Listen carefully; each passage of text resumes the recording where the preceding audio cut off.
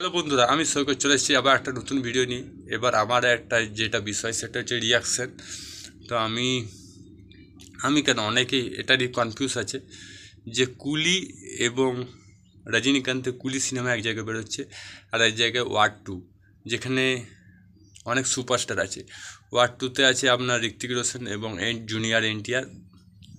আর কুলি সবচেয়ে বড় বাজেট সান পিকচার্সের নির্মাণ করা। সান পিকচার্স দক্ষিণ ভারতের সবচেয়ে বড়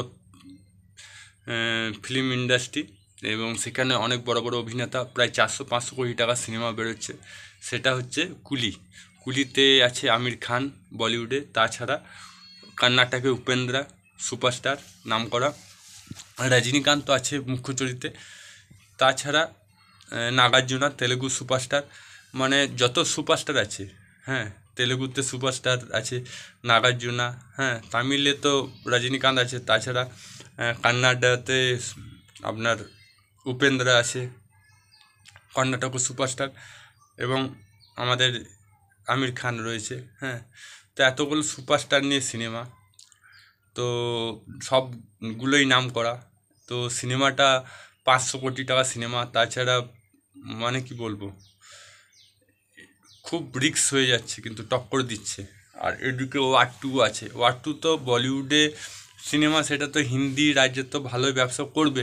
এবার দেখার বিষয় সাউথ ইন্ডিয়াতে সেটা ব্যবসাটা কেমন চলবে ওয়ার টু সিনেমাটা। আর কুলি সিনেমাটা নিঃসন্দেহ বলা যায় তেলুগু, তামিল, কানাডা, মালায়ালাম সব জায়গায় ভালো চলবে, কারণ এটা দক্ষিণ ভারতের সিনেমা স্পেশালি।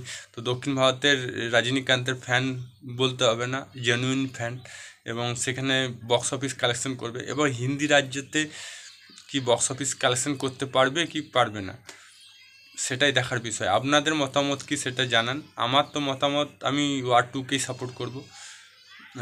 তার কারণ হচ্ছে, আমার এর কারণ হচ্ছে, কারণ আমি বলিউডকেই সাপোর্ট করব, ওয়ার টুকে। আমি যে রজনীকান্তকে সাপোর্ট করব না তা নয়, রজনীকান্তকে সাপোর্ট করছি, বেশি সাপোর্ট করব ওয়ার টুকে। আপনি কাকে বেশি সাপোর্ট করবেন, ওয়ার টু না রজনীকান্তের কুলি? আর রজনীকান্তকে এত হালকাভাবে নিলে হবে না, কারণ রজনীকান্তের সিনেমাও খুব ভালো হয়। আর দেখা যাক কী হয়। আমার মতামত আমি বললাম, আপনার মতামত কমেন্ট বক্সে লিখে জানান। ভালো লাগলে লাইক করুন, চ্যানেল তাহলে সাবস্ক্রাইব করুন, ফেসবুকে দেখে থাকলে পেজটা ফলো করুন। আরও নিত্য নতুন ভিডিও দেখতে গেলে আপনি আপডেট পাবেন। তো আজকের মতন এইটুকুই। জয় হিন্দ, জয় ভারত। ভালো থাকো, সুস্থ থাকো।